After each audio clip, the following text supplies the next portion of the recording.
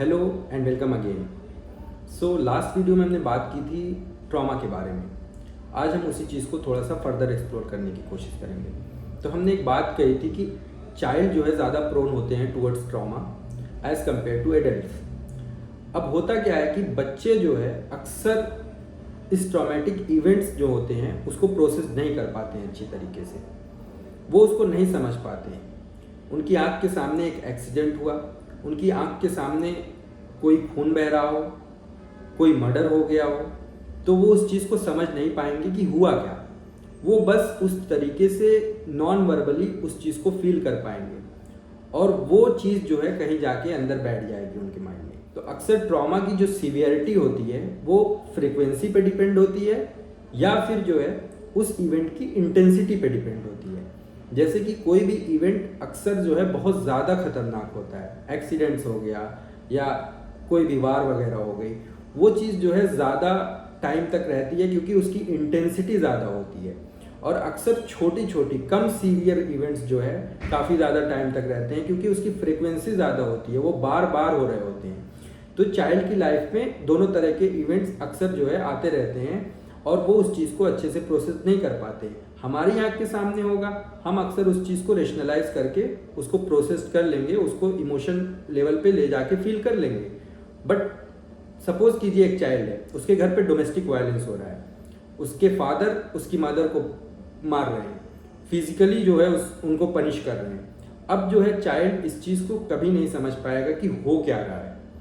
बस चाइल्ड की आँख के सामने ये चीज़ होती है और चाइल्ड उसको बिल्कुल ही जो है एक एक्यूट सेंस में उसको फील करता है और फिर उसको जो है सबकॉन्शियसली जो है बैठा लेता है। तो इस तरीके से होता है। इसी वजह से कभी भी आप कोई साइकोलॉजिकल लिटरेचर्स पढ़ेंगे या most important psycho analysis literature पढ़ेंगे तो आपको जो है चाइल्ड के ऊपर फोकस काफ़ी ज़्यादा मिलेगा। चाइल्ड के स्टार्टिंग के जो कुछ साल हैं जो जिसमें वो अच्छी तरीके से उसके कॉग्निशंस वर्क नहीं करते हैं, उस पीरियड्स में जो है काफ़ी ज़्यादा फोकस किया गया है सारे लिटरेचर्स में। उसकी वजह यही है। और ट्रॉमा, हम अक्सर ये सोचते हैं ना कि ट्रॉमा से पीटीएसडी हो जाता है, ट्रॉमा से कोई ट्रॉमेटिक डिसऑर्डर्स हो जाता है अलग तरीके का, एक्यूट ट्रॉमेटिक डिसऑर्डर्स। मगर ट्रॉमा से केवल पीटीएसडी या एक्यूट ट्रॉमेटिक डिसऑर्डर नहीं होता है। ट्रॉमा से पूरा एक स्पेक्ट्रम ऑफ डिसऑर्डर्स हो सकते हैं पॉसिबली। एंग्जाइटी के जो स्पेक्ट्रम में जो भी डिसऑर्डर्स रखे गए हैं डीएसएम वगैरह के द्वारा, तो वो कहीं ना कहीं ट्रॉमा से ही रिलेटेड जुड़े होते हैं। एंग्जाइटी स्पेक्ट्रम में अक्सर ओसीडी जो है, पीटीएसडी और फिर उसके बाद फोबियाज और भी तरह तरह के जितने भी डिसऑर्डर्स हैं वो जो है एंग्जाइटी स्पेक्ट्रम के अंदर आते हैं। और एंग्जाइटी स्पेक्ट्रम के जो भी ट्रॉमा होते हैं वो अक्सर करके ट्रॉमेटिक इवेंट्स की वजह से ही होते हैं। जैसे हिस्टेरिया पे काफ़ी पहले ज़्यादा बात होती थी। हिस्टेरिया बहुत ही बड़ा इवेंट था खासकर साइको एनालिसिस की फील्ड में, क्योंकि हिस्टेरिक पेशेंट जो है उस वक्त बहुत ज़्यादा हुआ करते थे सिगमंड फ्राइड के ज़माने में। तो अब हिस्टेरिया को जब एक्सप्लोर करने के टाइम आया, जब ब्यूअर के साथ मिलके जो है इन्होंने फ्राइड ने एक्सप्लोर किया, तो उसमें सबसे बड़ी जो चीज़ निकल के आई वो ट्रॉमा ही निकल के आई कि बचपन में कुछ ऐसा हुआ, कोई ऐसी चीज़ें हुई जिसकी वजह से आज ये हिस्टेरिया फील हो रहा है। तो ट्रॉमेटिक इवेंट्स की वजह से ही ये हिस्टेरिया जो है सामने निकल के आ रहा है।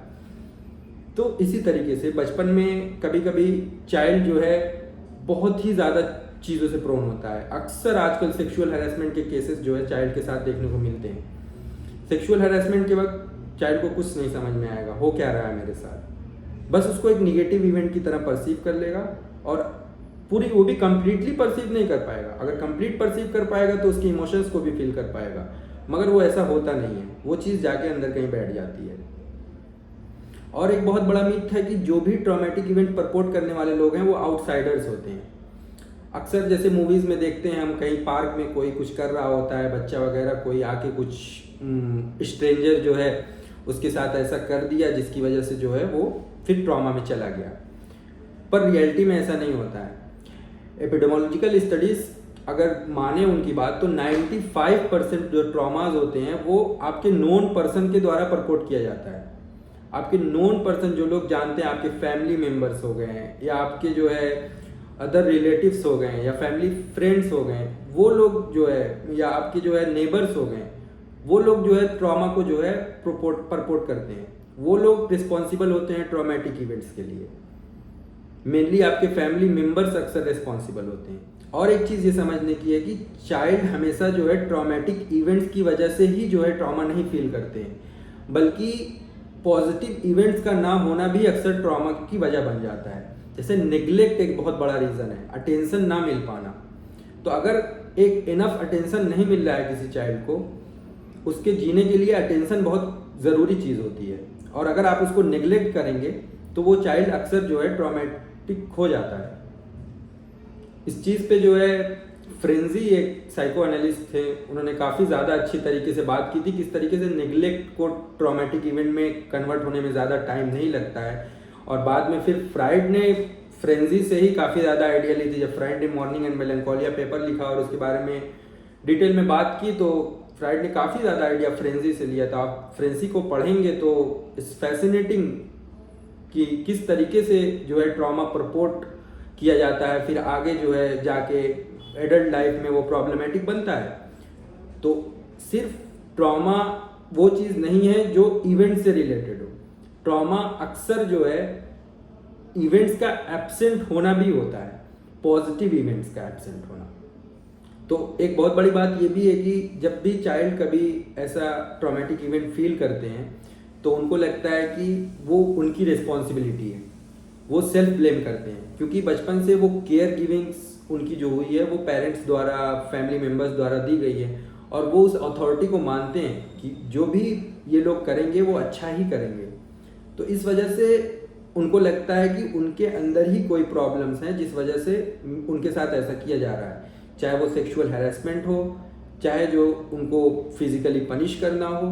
ये सारी चीज़ें जो है उनको ऐसा लगता है कि उनकी ही रिस्पॉन्सिबिलिटी है इसको सही करने की, और वो आगे जाके चाइल्ड जो है अलग तरीके का एक ट्रॉमा फिर माइंड में बैठा लेता है। और एक खास बात ट्रॉमेटिक पर्सन्स को लेके ये है कि ट्रॉमेटिक पर्सन जो होते हैं वो अक्सर डिसोसिएशन सा फील करते हैं। उनकी थिंकिंग में, उनकी मेमोरी में और उनके इमोशंस में आप जो है डिसोसिएशन पाएंगे। मेमोरी अगर काम कर रही होगी तो उस वक्त जो है उनके इमोशंस और उनकी थिंकिंग काफ़ी अलग होगी, और अगर उनकी थिंकिंग सही चल रही होगी तो उनके इमोशंस नहीं फील कर पा रहे होंगे, वो बस अच्छे से रेशनलाइज कर पा रहे होंगे, चीज़ों को इंटेलेक्चुअलाइज कर पा रहे होंगे, मगर वो इमोशंस को नहीं फील कर पा रहे होंगे उस वक्त। जैसे मैं इस वक्त आपसे बात कर रहा हूँ तो मेरी मेमोरी है, कुछ मेरी थिंकिंग है, उसके बाद मैं कुछ certain type of emotions feel कर रहा हूँ, जो कि तीनों एक साथ काम कर रहा है, तब जाके मैं एक स्पीच डिलीवर कर पा रहा हूँ। अब जो है वो जो ट्रॉमेटिक पर्सन्स होते हैं वो अक्सर इन तीनों में डिसोसिएशन आ जाता है, और या तो कभी वो बहुत ज़्यादा चीज़ों को अच्छी तरीके से इंटेलेक्चुअलाइज कर लेंगे बिल्कुल इमोशंस फील किए हुए, या फिर वो जो है केवल इमोशंस शो करेंगे और चीज़ों को एक्सप्लेन नहीं कर पाएंगे अच्छे तरीके से। तो हम जब बात करते हैं ट्रॉमा की तो ये बहुत बड़ी नाइंसाफ़ी होगी कि हम जनरेशनल ट्रॉमा के बारे में ना बात करें, क्योंकि जनरेशनल ट्रॉमा एक बहुत बड़ी सोसाइटी की प्रॉब्लम है और एक सिस्टमेटिक वे में जो है प्रपोर्ट की जाती है। अब इसका एक बेसिक तरीका ये है कि जैसे समझाने का मैं वॉर से रिलेटेड ही समझा देता हूँ कि अब जब वॉर हुई तो वॉर के बाद जो लोग ट्रॉमा फील किए उसके बाद फिर उनकी जनरेशन दर जनरेशन जो है ये ट्रॉमा फील करने लगी। क्यों? क्योंकि जो चाइल्ड होता है ना उसके अंदर सबसे बड़ी खासियत ये होती है कि वो काफ़ी ज़्यादा आपके वर्बल जेस्चर पे नहीं ध्यान देगा, क्योंकि उसको समझ में तो आता नहीं है ज़्यादा, बट नॉन वर्बल जेस्चर्स उसके लिए बहुत इंपॉर्टेंट होते हैं। आपकी बॉडी लैंग्वेज, आपके फेस पे किस तरीके का फेशियल एक्सप्रेशन है, वो सब चीज़ों से वो जो है अंदर अपने एक इवेंट्स को लेता रहता है, और वो आगे चल के वही चीज़ जो है फिर परपोर्ट होती है, वो आगे चल के फिर उसी तरीके से वो बिहेव करता है जिस तरीके से वो उस चीज़ को जो है परसीव कर पाएगा। तो ये प्रॉब्लम है। अब इसी तरीके से स्ट्रक्चरल लेवल पे एक बहुत बड़ी प्रॉब्लम है ट्रॉमा की। जैसे इंडिया में कास्ट सिस्टम हो गया, या कोई गरीब है क्लास लेवल पे, उसको किस तरीके से जो है ट्रॉमेटिक इवेंट फील करने के लिए मजबूर किया जाता है, उसको हर चीज़ से एलिनेट किया जाता है।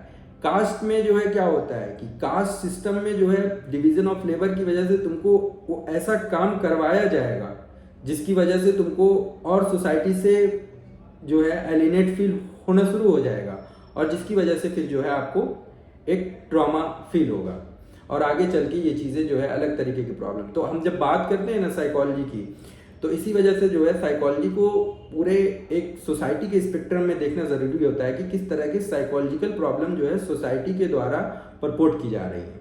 खैर ये चीज़ों पे आगे चल के बात कर सकते हैं और ज़्यादा डिटेल में, मगर अभी ये जानना बहुत ज़रूरी है कि ट्रॉमेटिक इवेंट जो है अक्सर जनरेशनल होते हैं और अक्सर जो है स्ट्रक्चरल लेवल पे प्रपोर्ट किए जाते हैं।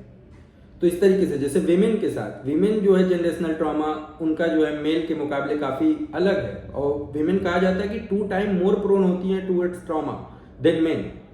अभी मणिपुर में क्या हुआ 2 दिन पहले, अगर आपने न्यूज़ देखी होगी, तो उसकी वजह क्या है? कहीं भी वायलेंस होता है तो मान लो जो है men are killed but women are rape and then killed. तो ये प्रॉब्लम है, किस तरीके से विमेन जो है एक एक्स्ट्रा जो है प्रेशर उनके ऊपर है, किस तरह से वो वायलेंस, डबल वायलेंस उनके ऊपर किया जाता है। तो ये पूरी चीज़ जो है बहुत ही ज़्यादा सोसाइटी के द्वारा प्रपोर्ट की जाती है और इसमें कोई जो है ना कहने की बात नहीं है। तो ये जनरेशनल ट्रॉमा काफ़ी ज़्यादा समझने की ज़रूरत है। तो आज हम जो है चाइल्ड के बारे में बात किए कि किस तरीके से चाइल्ड की जो है ज़िंदगी बहुत ज़्यादा इंपॉर्टेंट है ट्रॉमा से रिलेटेड इवेंट्स के लिए, और फिर जनरेशनल ट्रॉमा की भी बात हमने थोड़ा सा की। आगे इस चीज़ पे और बात की जा सकती है किस तरीके से जनरेशनल ट्रॉमा जो है बहुत ही ज़्यादा इंपॉर्टेंट है हमारे लिए। खैर तब तक जो है आप अपना ख्याल रखिए, और नेक्स्ट वीडियो में हम जो है और ज़्यादा ट्रॉमा से रिलेटेड चीज़ों को जो है एक्सप्लोर करने की कोशिश करेंगे। Thank you.